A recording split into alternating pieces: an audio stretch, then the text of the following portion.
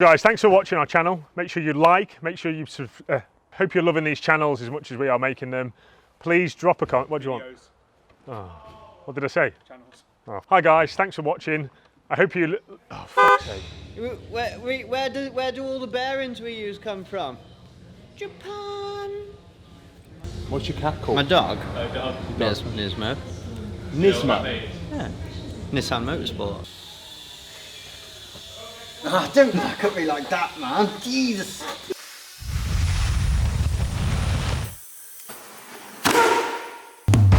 It all started working on a series in my dad's shed. I followed my dreams and joined the Marines, serving in Afghanistan. Defenders were always part of me. So here we are, building custom machines with my awesome team in Shropshire. We are Mahker. Hi guys, I'm Dave and this is episode 17. In this episode, Steve is going to talk you through what we have here. Sam is going to show you some welding techniques. And first of all, we have a visitor. My name's Ollie Ollerton. You may recognise me from SAS Who Dares Wins. I am here today at Mahker. Those that know me will understand that I love my vehicles. I've got an old Land Rover Defender that I wanted to get done. A friend of mine pestered me to have a look at Mahker. I then understood that the guy that owns it is an ex-Royal Marine Commando, so I was compelled to come here. We're going to have a look around. This is amazing. I'm like a kid in a sweet shop. So anyway, let's go meet Dave. How are you, matey? Nice to meet you. Good to meet you. Good to meet you. So mate, are you interested in having your Defender reworked? Well, looking at these, mate, this is like incredible. I had no idea the level of detail. So yours is a D-Reg, right? Yep. D-Reg 110. Okay, so if it's a TDI, this is the kind of thing that we can do for you. So this has basically been right back down to bare bones. So bare chassis, bare block, and basically built back up. So that's... So this is a 300 TDI. Right, so that's, yeah, okay. So that's what yours should have. Basically, nothing on this hasn't been touched, basically. So we've got some nice little mods like the Alice Spot header tank, Alice Spot radiator. Nice little touches like these. We can colour code these, you know, to your wheels, whatever you fancy, really. Mine looks a bit different to this, mate, I tell you. Oh, I can imagine it's a bit crusty around the edges. Oh, it's shocking. So you obviously strip this all the way back to the chassis. So this one would have been, we took this one in, obviously it's an M-Reg. It was dead scruffy, rusty chassis, so anything from this, so we fully treat all the chassis, so we blast them in our in-house blast booth, paint them with our 2K paint treatment, and basically just build them to last another 10 years. So this one's heading to I think it's California, this one's going to head to. Really? And how long's that to do, Dave? This is 3 months in now. So from start to finish, from when you source the car to this stage, basically. Wow. This is going to have a lovely Mon-Air hood, so that's going to be, like the one I just showed you earlier. Yeah. So that's going to be very tasteful. So you can whip the hood off in the summer. Yeah. Wind in the hair kind of thing. So what upgrades would you suggest? So basically, there's a couple of options. So if you're going to keep it, say, Billy Basic, and you didn't want power, but I know you like exhilarating stuff, so I'd recommend, let's get rid of this boring one and come over here.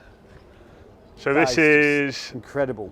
This is a 6.2 LS3. So we built this for a good friend of ours, Dave. This basically provides 430 horsepower in basic form. Jeez. But Dave's a bit like yourself, loves his toys, loves his excitement. So we pulled this apart, fitted a new cam, some bits and bobs in the head to help this thing breathe. Yeah. And big cooling kit, obviously, to keep the gear cool. What is mine at the moment, horsepower-wise? Probably 110, if that. So you're almost going to quadruple it, if you like. Incredible. I'll just fire it up so you can hear it. Yeah. Wow. So is that a brand new engine?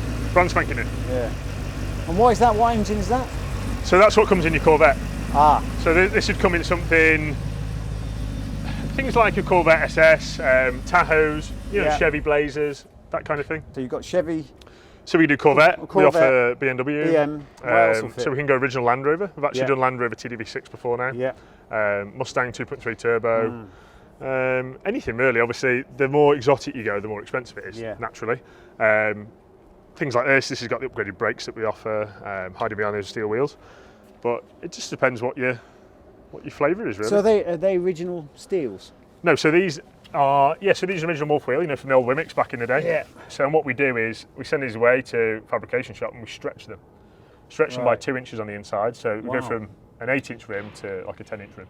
But you also retain that, you know, classic look. Yeah. I just want it so it looks stylish, but I also want it you know, come Armageddon. And I've got Yeah, versatile, isn't it? So like this has got... But it's ready for anything, you know. Oh god, yeah. So this one's got Fox 2.0s, and you see here, these are the lovely turrets that a good friend of James makes us at Adrenaline. We basically build them stronger, more robust, just so you can take on anything really, and nothing's going to fail. So we basically, as good as Land Rover, we're grateful for building this beautiful car, we're not grateful for the engines or the gearboxes, but that's what we do, we get rid of it, and you'll see in here. So we give it modern dash, you know, nice wheels, we trim the dash in lovely leather. Good. And we've gone on this one with, this has got a lovely, these are distressed leather. They're beautiful, they are. So, I'll sit in it, see what you think. Yeah. Oh, can I have this one? You see here, like you flick them on. Oh. Beautiful. And you can change them so you can have all different lights. If you're into, if you fancy red one day, you can go red, you can go blue, black, pink. And what kind of shift is that? Is that just... Yes, you press the middle in, you can go forward and backwards. That's it. And it's just forward and backward shift? Yeah, so basically we took a bit of retro look on this. So that's Dave brilliant. wanted a lot of galv, he wanted some nice little neat features. Yeah, that is... So it's just the detail is just phenomenal. Oh god, yeah, and it's we give them a nice sound system, so it's... But you can actually have a civilised conversation in that. Yeah. As well as enjoy the V8. Now I have been seeing something in there that looks pretty incredible, which I think is a bit beyond my expectations, but what is that? So this is build Cerberus. So this is built for a good friend of ours, William, and he wanted just the ultimate machine, basically. That is... So that's a 6.2 Whipple supercharged fire-breathing monster, basically. If you're thinking about sticking winches on it, there's no other option I'd recommend than these. A good friend of mine, Neil, he owns a company called Red Start Design. The winches that he builds are just second to none. So these are all one-piece billet. And same again, I'm super proud of obviously making things in Britain. They are 100% made in Britain. Really? So where's this going then? Can you say? So this is actually going 50 minutes up the road. Really? Yeah. And he's super excited. As much as he keeps adding things onto the bill, and the build of it, I've loved every moment of it. So it's just incredible. I mean, that to me is, I mean, it's far better than when it came off the production line, isn't it? It's like a different level. Yeah, so this is really an air suspension. What's all that? Jesus. Yeah, so that's the air suspension system. So that allows the car to go from, say, sport height, say a couple inch lift, to be 3 inches up in the air, ready to tackle anything. We've given him like rock steering guards at the front. We've given these sliders here. So these are made from 6mm steel. So they take a fair bit of abuse. If you come around here for if you're into your shooting kind of thing. Wow. What is that? So. Oh my God. It's because you do need that, don't you? Of course you do, yeah. It's a standard feature in my opinion. Thought you might like that bit. I want to start drinking again. What's your tipple? I don't drink anymore. No? But that makes me want to drink. Oh yeah. Look at that, that is amazing. Oh yeah. And then what's in the top? You're a shooting guy yourself, obviously. Yep. So basically we can tailor make these to suit whatever rifle you've got, if you're into your clays, shotguns, anything really. Nice little kit here with some oil and some barrel cleaners. That is incredible. And obviously what our other plan is as well, we're tempted to double up these to have a bit of maybe a sleeping area. If you're in your, I wouldn't fit in there, but maybe yourself would. But, you know, something that's versatile more than anything. Yeah. But this one, Will's actually got an alley cab pop-up roof tent for this. So. Oh really? Yeah, it'd be quite a nice bit of kit to take in and around. So who does the racks? Who's done? So a company called Nakintenga make that. It's we were looking at making some ourselves, but there's no point when there's so much ready available. Yeah. And the what I like about this, it's sleek, so there's no big chunky cage. Nice. It's really beautiful, isn't it? And they thought about it as well, so they've added all these little extras here. So if you were to ever say kayaks or anything on the roof, really, you basically clip them in. Yeah. And it's ready to go. And this is like pano glass as well, so it's it helps with noise as well as it does heat. Yeah. So, and it also looks the part.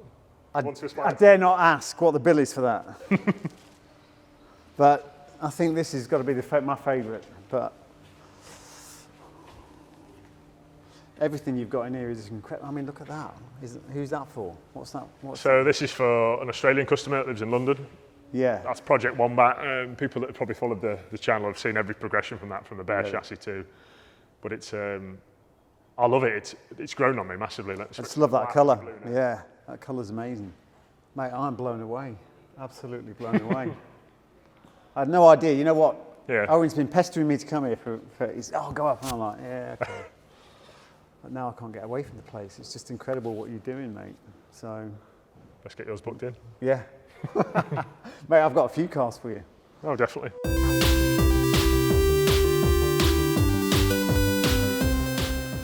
Hi guys, I'm Sam.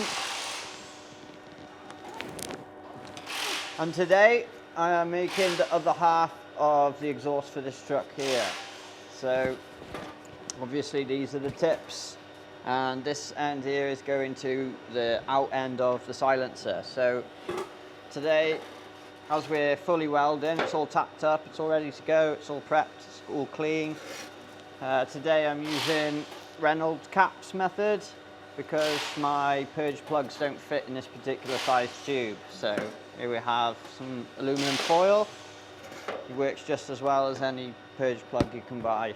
Yeah, so this material is 304 stainless steel. We'd like to keep it stainless steel, so in order to do that we will be purging this entire system inside. So that means that we'll be filling the inside of this tube, getting rid of all the atmospheric air. We'll be escaping through two small little holes that I've got in the tips here. So once this is all full of argon, then we can start welding them. I'll get purging and we can get welding.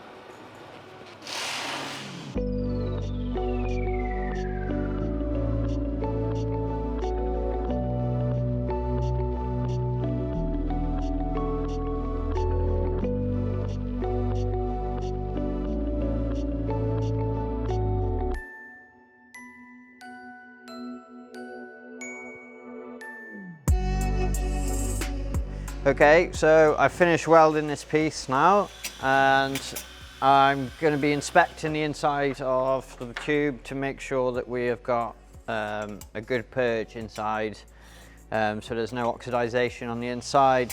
The reason we do that is because we want the weld, the seam where we've welded, we want it to look just like this on the inside, even though we haven't run the welder on the inside.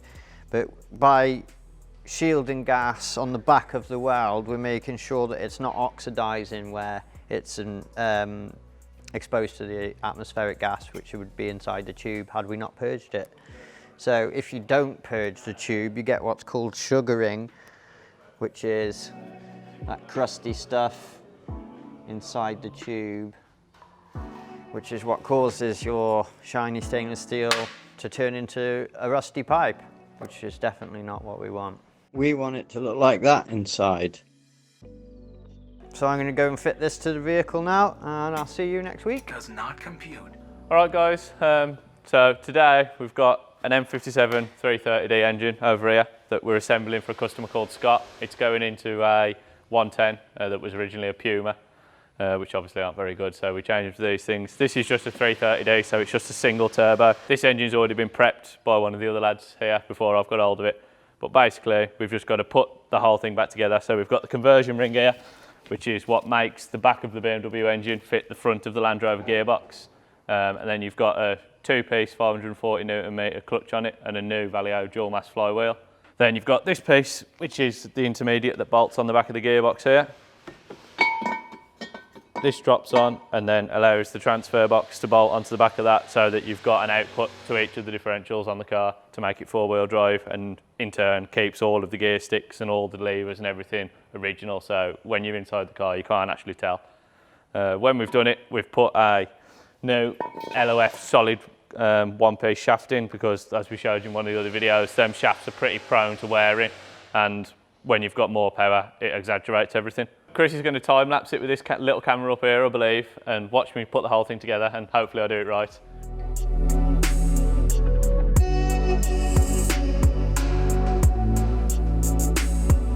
Some of the stuff that makes this conversion happen, the main pieces really that change it from the normal Land Rover pieces is this conversion ring. We've touched on that earlier, which is what makes the two meet. If I get a bolt from here, you'll see. So these countersunk bolts here are M12. They fit into the conversion ring like that, and then this is machined out so that the face of the bolt is behind the conversion ring. So when the gearbox puts up against it, it's flat and you get a good solid meeting all the way around it. And then that bolts to the back of the engine, and then the new bellows bolts are these tapped out bolts here. Starter motor fits in this gap here, and then this cover goes over the head of the starter motor to protect it from any debris or rubbish or anything like that. So this is the slave cylinder for the car. It fits in the nose of the gearbox. The actual piece that makes it important is this, which spaces the slave cylinder out from the original place in the gearbox to meet up with the tolerances on this, so that everything touches where it should. So when you press the pedal, there's no free play or anything.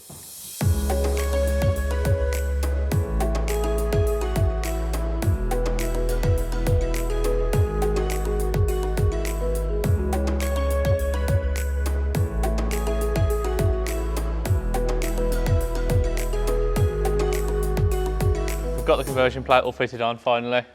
Made some dowels to hold the gearbox to the conversion plate, and then the dowels to hold the engine to the conversion. And then we've put the slave cylinder in here and the spacer, and got all the new rod and everything connected. So it's ready to go together now. So here goes. This is the MT82 gearbox going onto, this is our billet adapter to 330D BMW. Ready on? Ready. Mind my fingers. You always missed it.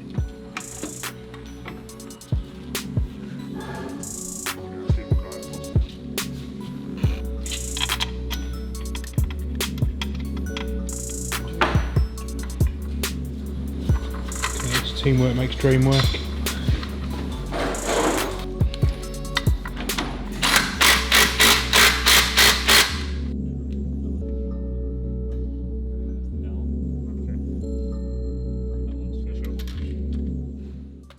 That's the gearbox and starter motor in. Now we've just got to drop the transfer case on the back and bolt that up.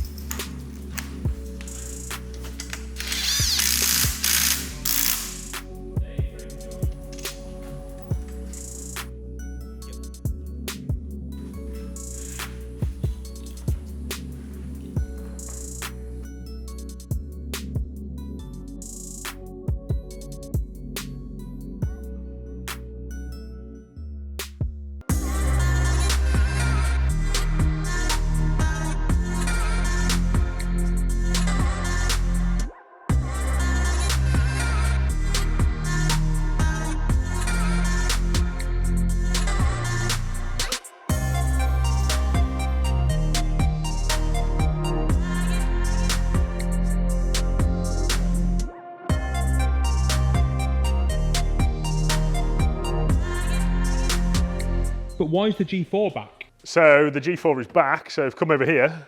Check out this puppy. So Dean, our TD5 guru, fitted this yesterday.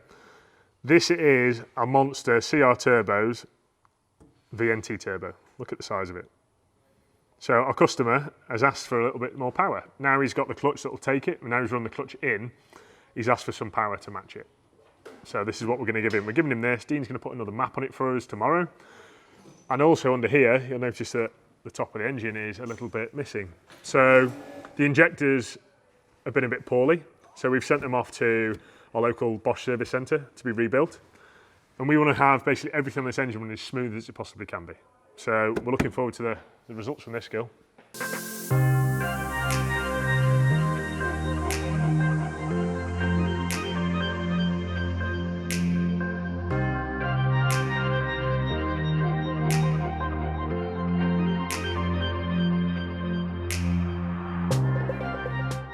Last week we had a comment back on one of our YouTube videos. I was fitting some mud flaps to the back of the Kingsman 110, I think.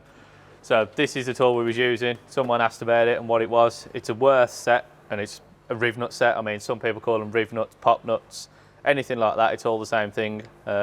What's very good about this is obviously it's ratcheting that you saw in the video, but also you only need one tool for all different ends, so you simply just pull that out and change the end piece. So this is an M6 one from when we was doing them pop nuts. And then if you want to change it to say an M8, which is this one, you can put that in there, tighten it all up, set your depths depending on what kind of material you're going into and what kind of pop nuts you're using, and that's it. It's just a quick change. It's a very good, efficient tool. So guys, what do you think of these beautiful Recaros? We've never used this kind of seat before, but I'm open to change, and these seem to fit well. And if you go in the back, you'll see what James has been up to. We're fitting these two storage boxes in the back, just give them a bit more room to. It's in the back of Defenders, you don't have much storage room for anything, so nice and deep, fitting all the original apertures there. We've had to, because we put the external roll cage, we just had to do a few modifications inside, and it's given us nice places to hide. It's got an ARB compressor in there to run, if he wants to get a flat tire, he needs to pump it up, or to run, we need it to run the winch at the front, or anything else he wants to run with air, he can run it off there, but then it's nice and hidden in there, so it keeps it nice and tidy in the back for him. So a progress update on the 300 TDI USA Spec build. So the cage is fully functioning and is on. If you come around here, the dashboard that's been trimmed in a lovely brown leather is now in. What we're working our way through now is the electric. So the loom went in last week, things like the speedo, the dash, the binnacles, all those kind of things. We're going to run some, as you'll see here, we're running a modern ignition barrel. We don't want things playing up on this vehicle. When it's going out to America, the customer's going to be a long, long way away from us. So we want it to be super reliable. So we've gone with the latest genuine ignition barrel. And as you can see here, the trimming is just fantastic. So we're hoping now, if you come around here, check out under the bonnet. Under here now is literally 100% complete. So everything is where it needs to be. Things like the stock fan cowl, the viscous fan is on. All the little finishing touches from the P-clips to the brackets to these lovely lines made by Pioneer 4x4. Joe was here yesterday making us a really cool kit, so we love Joe's stuff and highly recommend Pioneer's equipment. Hi guys, thanks for watching this episode. I hope you're enjoying these videos as much as we are making them. I've bought myself one of these little e-bikes because after all, we build the most economical cars on the planet. I've got to have the most economical bike. So anyway, drop a comment, please subscribe, tell your friends, tell the world, and tell me what you love about the videos.